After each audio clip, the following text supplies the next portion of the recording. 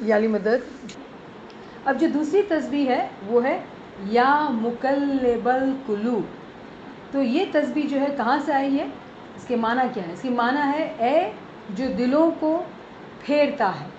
تو مولا علی نے کہا انا مقلب القلوب، میں ہوں وہ جو دلوں کو پھیرتا ہے.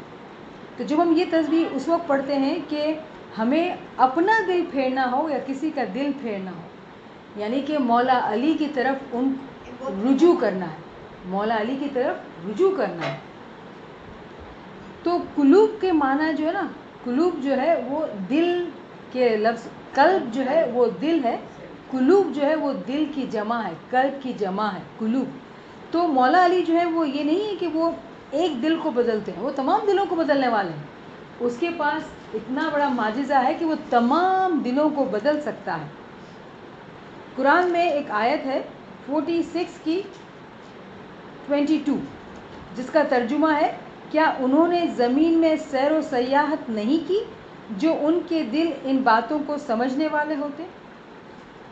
کتنی عجیب بات ہے کہ انہوں نے زمین کی سیر و سیاحت نہیں کی. تو زمین جو ہے کوڈ ورڈ ہے. زمین کا مطلب کیا ہے؟ زمین یعنی عالم شخصی، زمین میں یعنی کہ عالم شخصی میں گھومنا. ہم جب قرآن پڑھیں گے اگر ہمارے پاس یہ الفاظ کے معنی نہیں ہوں گے ہم مشکل میں آئیں گے. ہمیں یاد رکھنا، ایک لسٹ بنانی چاہیے جس میں لکھنا ہے پانی مطلب علم، زمین مطلب مومن، آسمان مطلب اوپر کا درجہ. یہ ایک لسٹ بننی چاہیے. اگر آپ لیکچرز غور سے سنیں گے اس میں بتایا جاتا ہے کیا انہوں نے زمین میں سیر و سیاحت نہیں کی جو ان کے دل ان باتوں کو سمجھنے والے ہوتے. تو یہاں پہ جو ہے اس آیت میں قلوب کا الفاظ استعمال ہوا ہے، دلوں کی بات کی گئی ہے. اب جو حکمت سمجھنے والے ہیں وہ سمجھ جائیں گے کہ یہاں پر دل سیکھنے کی نہیں بلکہ جذبات کو محسوس کرنے والی بات ہو رہی ہے کہ کیا محسوسات ہیں اس مومن کی. ہاں، تو کیوں ہم یہ اتنا زور دے رہے ہیں ذکر پہ کہ جیسا ہمارا ایموشن ہوتا ہے نا ایسی تسبیح پڑھتے ہیں تو کیا ہوتا ہے؟ کنیکشن. جب کنیکشن ہوتا ہے تو کیا ہوتا ہے؟ گریہ زاری. گریہ زاری ہوتی ہے تو کیا ہوتا ہے؟ دل کی پاکیزگی. دل کی پاکیزگی کی تو کیا آئے گا؟ امام آئیں گے، نزدیکی، عشق آئے گا. تو کتنا آسان ہے اگر اس کو سمجھ کے ہم پڑھیں. اس لیے ضروری ہے کہ جیسی آپ کی حالت ہو ایسا آپ ذکر کریں. اور پھر کچھ ذکر نیت کے بھی ہوتے ہیں. جیسے آپ نے نیت کی کہ بھائی فلاں شخص جو ہے مجھے مشکل میں ڈالتا ہے تو آج میری یہ نیت ہے تسبیح نکالنے کی، تو وہ نکالیں. وہ آپ نے نیت کی، وہ آپ کو بیٹھ کے 100 دانہ 1000 دانہ جو آپ نے نیت کی آپ کو نکالنا. لیکن اس کے علاوہ دل میں جیسا آپ کا دل ایسی تسبیح. جیو تمہارو دل ایوی صاحب جی نی واچا. اگر ایسا سوچ کے آپ نے فوراً گنان کو ملایا، میں نے آیت پڑھی آپ نے گنان کو ملایا. آپ لوگ ہوشیار ہیں، آپ لوگ عقل مند ہیں. تھوڑی سی کمی بیشی جو رہ گئی ہے انشاءاللہ وہ دور ہو جانے والی ہے. مجھے یقین ہے کہ دور ہو جانے والی ہے. آپ لوگوں نے آج فیصلہ کر لیا ہے، مجھے نظر آتا ہے کہ آپ لوگوں نے فیصلہ کر لیا. الحمدللہ الحمدللہ، شکر مولا. جیسا ہمارا دل ہوگا ایسا ہمارا ذکر ہوگا. اس کا مطلب یہ ہوگا کہ ہمارے پاس تسبیحات کا ایک خزانہ ہوگا اور ہم اس کو مطلب کو جانتے ہوں گے. جیسا ہمارا دل ہوگا ایسی تسبیح ہم پڑھیں گے. ایک وقت ایسا آئے گا جب آپ بہت ذکر کریں گے، بہت زیادہ ذکر کریں گے، 24 گھنٹہ ذکر میں رہیں گے، اس مستی میں رہیں گے ذکر کی، شاکر تو بنیں گے ہی. پھر آپ کے فرشتے آپ کو بتائیں گے کہ کون سی تسبیح پڑھنی چاہیے. وہ آپ کو گائیڈ کریں گے، آپ کو ذکر سنائی دے گا، آپ کو ذکر دکھائی دے گا، آپ ذکر اندر سنیں گے.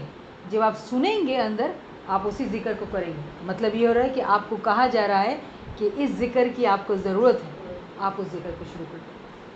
آپ کے آنکھ کان کھل جائیں گے کہ معجزات کو آپ محسوس کریں گے، مانیں گے اور اپنے آپ کو شاباش دیں گے. الحمدللہ، ترقی پہ ہوں، شکر مولا، میں قابل تو نہیں ہوں، تھینک یو مولا پاپا.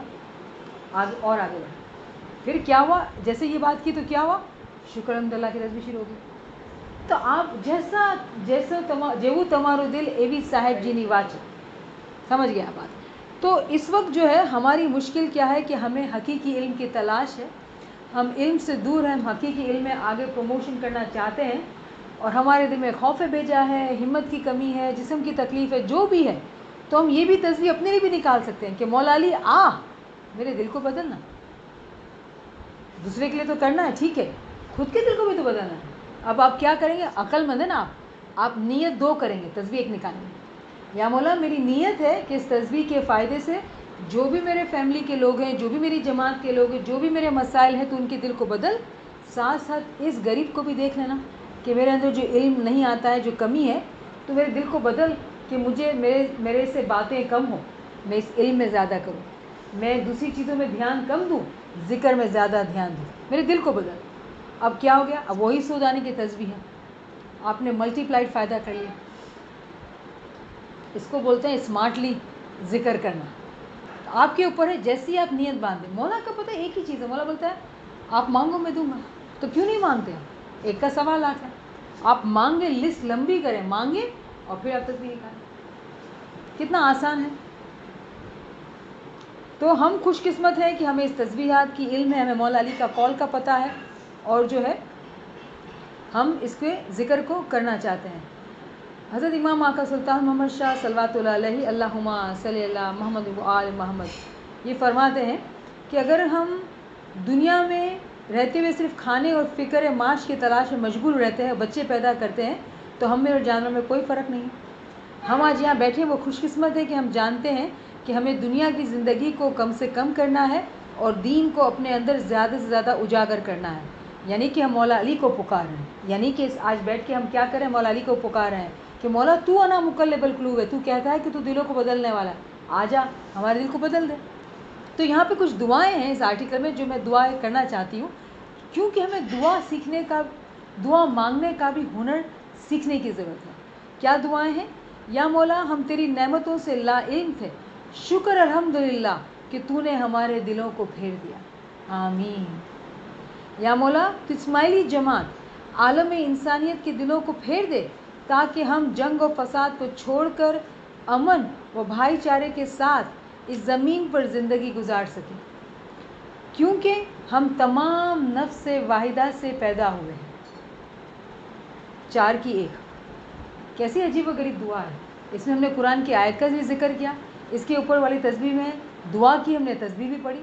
آپ دیکھ رہے ہیں کتنا ذکر بڑھ گیا ہمارا علم سے. تیسری دعا ہے یا مولا ہمارے دلوں کو ان کی طرف سے پھیر دے جنہوں نے ہمارا دل دکھایا. یہ عاجزی کی دعا ہے. یا کسی بھی طرح کا نقصان پہنچایا ہو، آج ہم ان تمام کو معاف کرتے ہیں، دل سے معاف کرتے ہیں. آپ کو معلوم ہے کہ اگر میں کہوں کہ چلو آپ بہن ہیں، آپ نے میرا دل دکھایا، میں آپ سے کہوں میں آپ کو معاف کرتی ہوں، اس میں غرور ہے. میں پتہ ہے کیا کہہ رہی ہوں؟ میں آپ سے بہتر ہوں، میں آپ سے بہتر ہوں، میں آپ کو معاف کرتی ہوں. کبھی بھی نہیں کہیں گے، کبھی بھی نہیں کہیں گے. ہاں دل سے معاف کر دیں گے. تسبیح نکال کے دعا کر کے آپ کہیں گے مولا بابا میں نے اس کو معاف کیا. کبھی بھی اس کو احساس نہیں دلائیں گے کہ اس نے آپ کا دل دکھایا. یا مولا ہمارے دلوں کو تو ایسے بدل دے کہ ہم جہاں دیکھیں تجھے اور تیرے معجزات کو دیکھیں. کیا فرمان کا پاٹ ہے؟ جہاں جوئے چھے تیاں روح دوست نے جوڑے. آمین الہی آمین. شکر للہ والحمدللہ. کوئی سوال ہے تو ضرور کریں. تو پچھلے آرٹیکل سے ڈسکشن میں سوال یہ آیا کہ بقا باللہ کیا معنی ہے. تو بقا باللہ کا مطلب یہ ہوتا ہے، بقا کا لفظ ہوتا ہے، اس کے معنی ہوتا ہے ہمیشہ کی زندگی.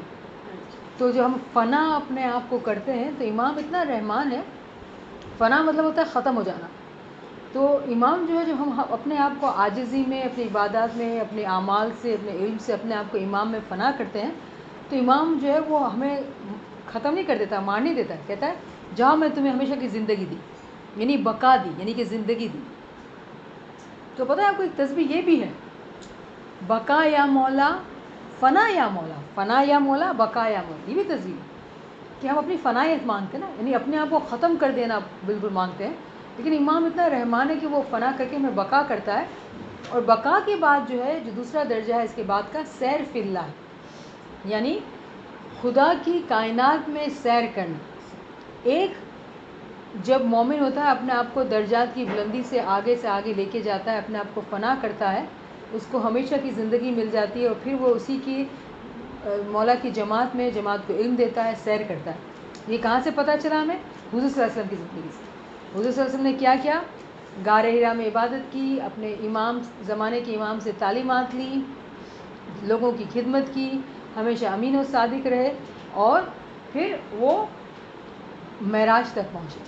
معراج پہ پہنچے تو وہ فزیکلی نہیں مر گئے تھے، نفسانی طور پر مر گئے تھے، لیکن دوبارہ ان کو حیات ملی، یعنی بقا ملی. تو انہوں نے کیا کیا؟ سیر فی اللہ. پھر وہ دنیا میں رہتے تھے، دنیا کے لوگوں کی طرح زندگی گزارتے تھے، ان کو تعلیم دیتے تھے، ان کو دعوت دیتے تھے، لیکن ان کا روح ہمیشہ خدا میں ایک ہوتا تھا. جو راستہ پیغمبر کے لیے ہے وہ مومن کے لیے بھی ہے. تو یہ ہوا ایکسپلانیشن بقا باللہ.